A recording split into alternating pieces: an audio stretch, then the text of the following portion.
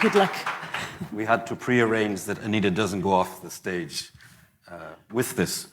Anita says, "Are you ready?" And I think about 4 people said, "Yay!" So, not a sign. I like the idea of being a grandfather and youth worker. It's a new concept.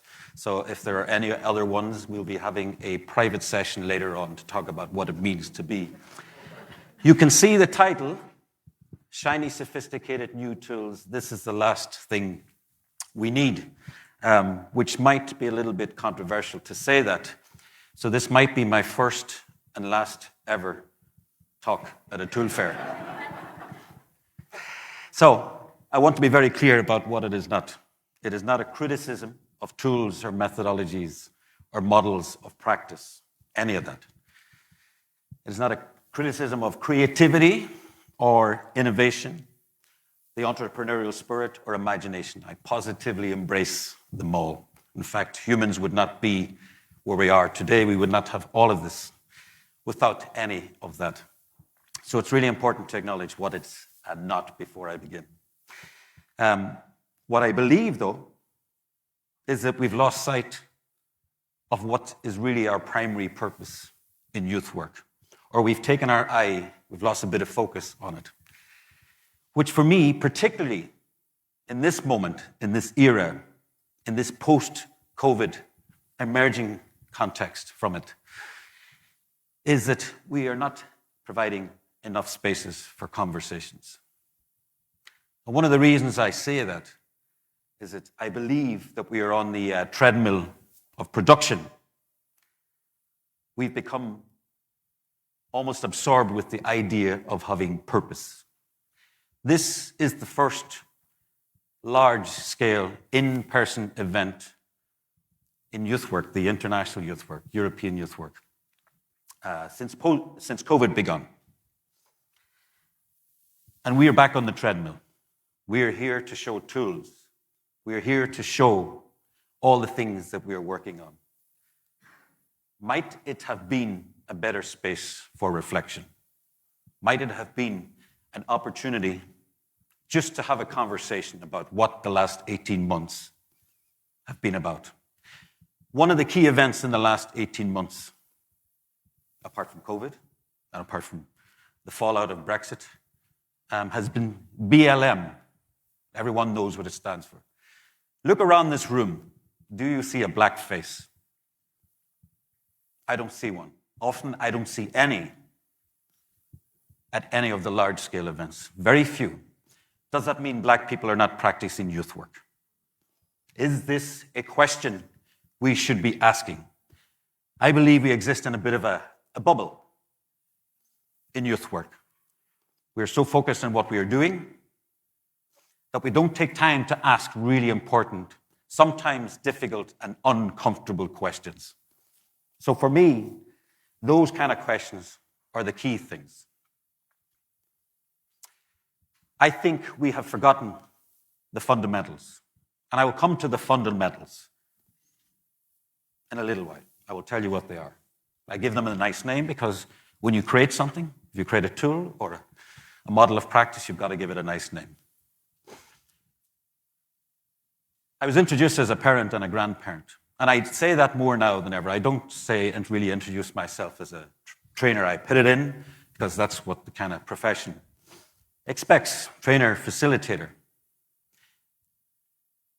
Why I base my claim on what I am saying today is not so much around that. It's experience. I've been in youth work since I left school. I fell into youth work by accident. That was 34 years ago, and I'm still here. So I say it because of age, and not to sound like a grumpy old man getting a bit cynical, but because I observe certain things. I see conversations repeating themselves. I see new tools dressed up in a different format. I see the emperor wearing new clothes, if you want to look at it like that. Youth work exists, I believe, somewhat in a bubble, and I think we need to burst it a little. If we look at the external context for a moment, there are many key things, challenges that we are facing. We're all trying to, in some ways, address it in our own way, through the production of tools. The population of the Earth, because it's the only Earth I know, the population of Earth in the last century doubled, in the last half century, doubled by 2.5 times. By 2050, it's estimated there'll be another 2 billion people on the planet. That poses lots of challenges, and we are here making tools. We're not having conversations about the big things. That might sound a little bit controversial and critical. I don't say that because I'm in youth work 34 years. I'm passionate about my profession, but I sometimes think we take our eye off the ball. In that time that the population has increased by 2.5 times, food production has increased, tripled. So, more people, and we're making much more food. We're eating much more, which, as you know, has caused also a global epidemic of obesity. What has coincided with that is our sleeping patterns have changed. We sleep less quality sleep, and we often choose to do that. I do that on a regular basis. I find it hard to sleep before midnight. And among the other things that we're facing is that there's been more borders built after the year 2000, borders and fences, than there was before. Something to think about. What are we doing? Consumption. We, as a population, are consuming 30% more than the planet can produce. There are less than 60 harvests left where the topsoil, Earth's topsoil, will be fit to grow food. And we're here making tools. We're here talking about tools. So we have major challenges to think about. The wealth of this world, 0.1, a tenth of 1%, own 90% of the world's wealth. In 1971, that 0.1%, owned 7%. They now, in 2012, it was 22%. These things are happening outside, and you may wonder, what is the connection? For me, it's staring us in the face. These are major challenges. Those are just some of them. There are endless other challenges you could probably think of. So for me, the importance, I don't want to sound as if I'm dismissing tools. I'm not. It's really important, and I'm delighted to be here. And I say it was great to be invited to speak. But I wonder, might have been better just to have a conversation about all that has happened, even in the last 18 months, before starting to think about the tools again. I don't believe we have actually reflected. Anita was talking about reflection. There's a period for reflection today. That's timely. But what about the last 18 months? Who is not here because of COVID? And I don't mean they weren't selected or they couldn't come because of rules. I mean, who do you know is not here because of COVID among your colleagues? Who has died? I have no idea on this planet who in youth work has died. No one has talked about that. Perhaps no one, but I would ask the question anyway. The results we have in this world, greater inequality. It's proven, studies have shown that if there's greater equality in countries, then people's lives are, of course, better, but much more healthy. Inequality is bad for us all. We have an epidemic of stress. We talk about a pandemic for COVID. We have an epidemic of obesity, epidemic of stress. Polarization was mentioned at a couple of workshops I was at. We have urban versus rural. We have college-educated versus non-college-educated. We have conservative versus liberal. We have a bit of a cultural war going on. And we can pretend somewhat that we're doing wonderful things, and we are. But we also have to remember what is going on outside. Climate change, I don't have to say much about it. By 2030, we may have already been too late. We may have passed the point of no return. That's the prediction. If we hit 2 degrees, it's going to be we would have to reduce, I think, 2/3 of our consumption just to be on target by 2030. Otherwise, some people in this room, possibly, will have to move house because they will be underwater. We have an aging population. After 2050, there will be more old people than young people. 1 in 5 is estimated to have dementia. So 20 people in this room will have dementia. And let me tell you, it's an awful disease. My mother has it. You do not want to be there. So we have many, many challenges, and we need to think about those things. Tools is a wonderful thing to have, but it's a way of getting there. We have pervasive technology. Every facet of our life is technological now. Look around you. Who here posted from the airport that they were going to the tool fair? Put your hands up. Who here posted since they've been in the tool fair? Who here has posted that they're in the tool fair? Who here posted that they were coming to listen to a wonderful talk this morning? Thank you, David. So, everything. Who here saw friends you might know, and you go, wow, that looks like the person sitting across the room for me, because your phones is doing all the business.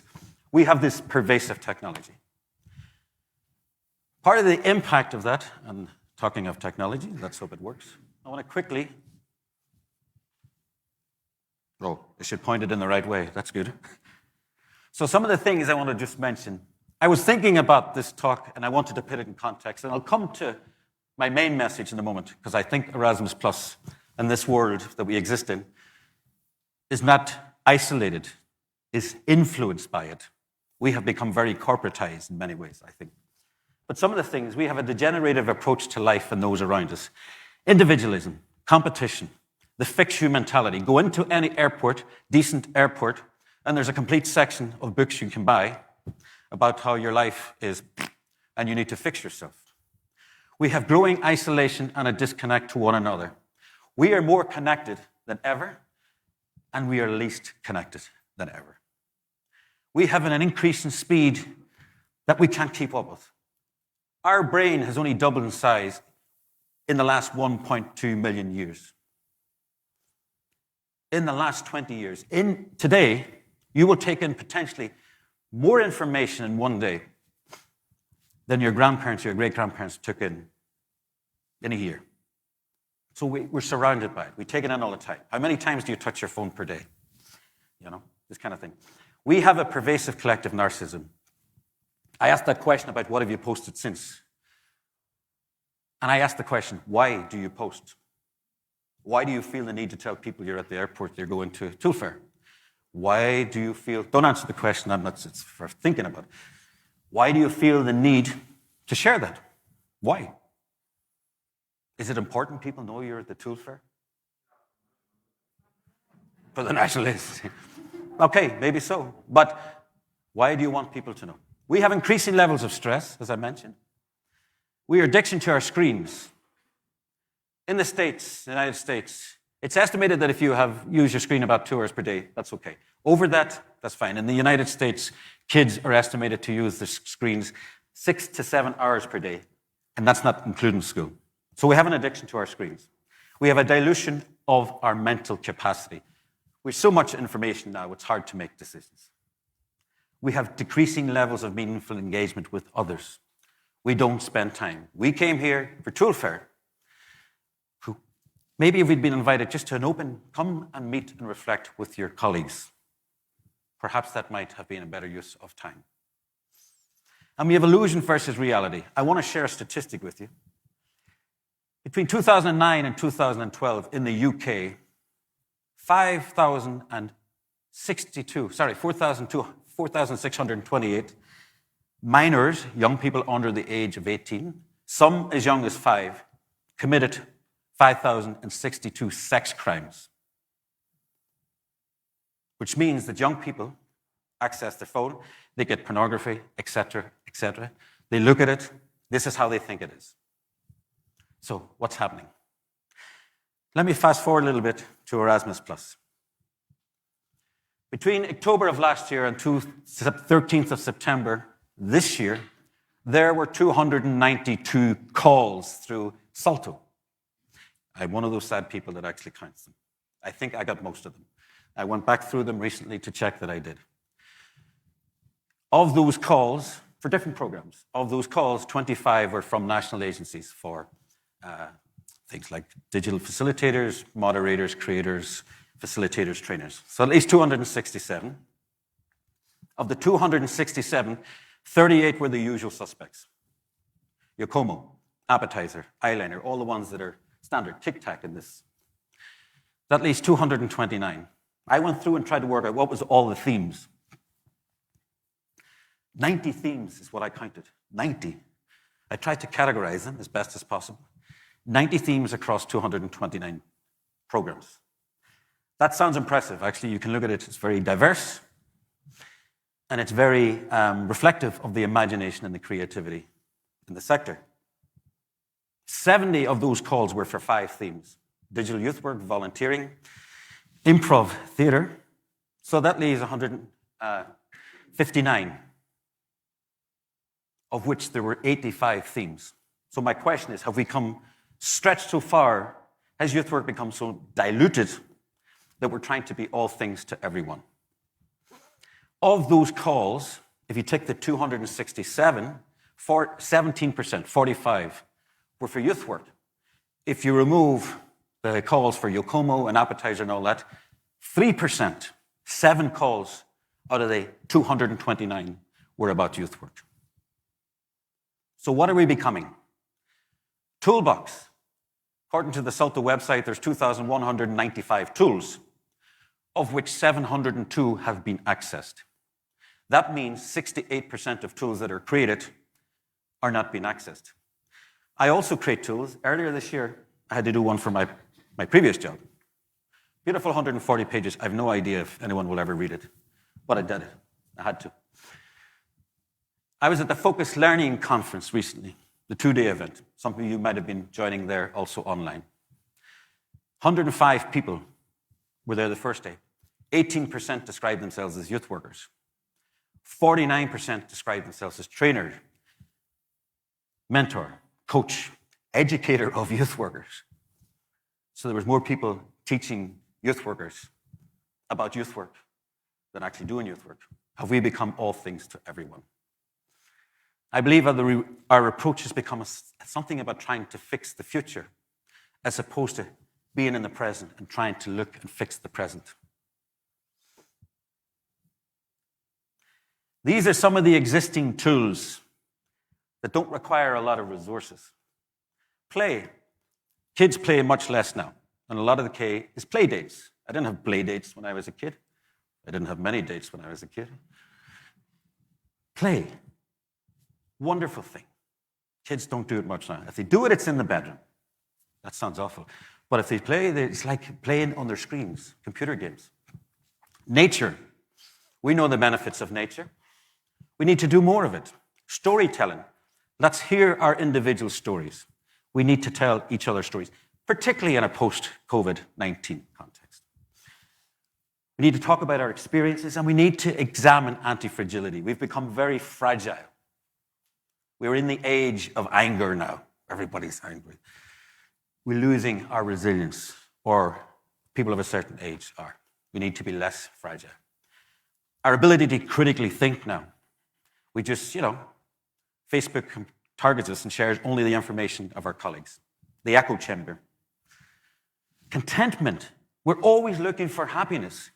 Why don't we just be content? Why don't we encourage people we work with about being content? Reach for contentment, not happiness. Happiness is somewhere there, and people are always trying to get there. We don't have enough music, or we don't listen to enough. We don't laugh enough. And anyone knows me I'm passionate about humor. I have a humor training program. And so for me, it's in my DNA, and it's something I do. And it's the most important free natural resource that we have as practitioners. Dance, we don't dance enough. Although I saw Anita dancing earlier on, trying to get you all dancing. I think there's 2 roles for youth worker as practitioner. There's the role that you play with young people. And I always had this conflict when I was younger. How much political do I become? So I always tried to facilitate a learning journey with young people, help them make healthy, informed decisions. I don't tell them what to do, but I help present the options and hope that they make an informed decision at least, even if it's not the one I think is the best one. But that's democracy. They need to make it. But at least I can help facilitate the process. So that role still exists. But I think now we have to be youth worker as politicians. There's a whole lot of stuff going on outside. There's a lot of chaos. There's a lot of madness. And here we are in a nice cocoon, and it's nice to be sharing the cocoon. But often we are still in that bubble, and we need to think, what do we really need to address? What are the questions we really need to examine? We got back on the production treadmill. The first opportunity to meet for 18 months, where are we? We're examining tools again. Where's the reflection? Where is the conversations? When do we spend time with people? Just appreciating what has happened. I'm going to talk to you about what I believe. I said I think we've forgotten the fundamentals. So let me tell you what I think they are, and I give them a fancy name. It's what you do in youth work. If you have a new model of practice, a new tool, you give it a fancy name. So I call them the 6 R's. And you can take these with you, and I invite you to think about these. And I invite you to start using them more often. It's not a statement on whether you're using them or not. It's just I invite you as a broad brush approach. Reception. Young people, all of us actually, humans, the need to be heard. The need to have a voice. So when I speak, someone needs to receive the signal and vice versa. Like a radio. You transmit, you hope someone picks it up. Recognition, the need to be visible, to exist. Not that I suddenly go, hey, Anita, because I recognize her. I mean Anita as a human being. She exists, and we don't ensure people exist enough. Joe talked about the lack of inclusion. I concur that maybe we need to think about that as well. Reassurance, the one thing proven by studies and research is even if young people don't have their parents on their side, all they need is one supportive adult to be reassured on whatever journey they're on. And if they have that, chances are they will come through whatever difficulties and challenges they are facing. Reputation, the need to be known for something, that you have value. We are taught every time that we need to be known for something. You need to find meaning in your life. You need to get the great job. You need to blah, blah, blah, blah, blah. So people need value. They need value and they need to be valued. Reflection. The need to change course. The need to know that you can think and feel differently. Our brains look for patterns. They look for consistency. We all do it. So when we change, it feels a little awkward, and sometimes we're not allowed to because convention says we are not allowed to. So we need to know that we can change through reflection. And finally, recourse, the need to know that there is a way back, that you can save face. Often we make decisions, we put ourselves into a corner, we backed in, we don't know how to get out. So we need to know how to do that. So for me, I'm sure that you're practicing maybe all of these or some of these, but there's a need to do a little more of this and a little less of the tools. And again, it's not a criticism of the tools. I want to be clear about that. I've created tools in the past, earlier this year. So, to reinforce the message that Joe said on Monday, the greatest tool we have is us. I've always believed this. I rarely use tools. I use some of them in my humor program that we do. But I ultimately believe that in that process, that we have the most natural resource that we can be. Us. We are the tool. In native English language, sometimes being called a tool is not so nice, actually. I see Susie is laughing, and she can. But we are the ultimate resource. We should not be depending on tools. We should really remember this is our primary purpose. So I invite you to do that. I want to invite you. I want to, a lot of invitations. I want to finish with a quote. Our knowledge has made us cynical, our cleverness hard and unkind. We think too much and we feel too little. More than machinery, we need humanity. More than cleverness, we need kindness. More than machinery, we need humanity. I love. It epitomizes for me what I'm talking about. Does anyone know where this quote is from? Correct. From the last great dictator, Charlie Chaplin. Wonderful speech. If anyone has ever heard it, it's fantastic. 1940, 80 years ago. And it resonates as much today as it did then, and it's a film. So I invite you to practice a little bit more of the 6 hours. I invite you to use less machinery and less tools, and to adopt you more as the resource, the tool, to get to where we need to be, and not to keep doing it within the bubble, and invite you to stretch yourself a little bit further. Thank you for listening.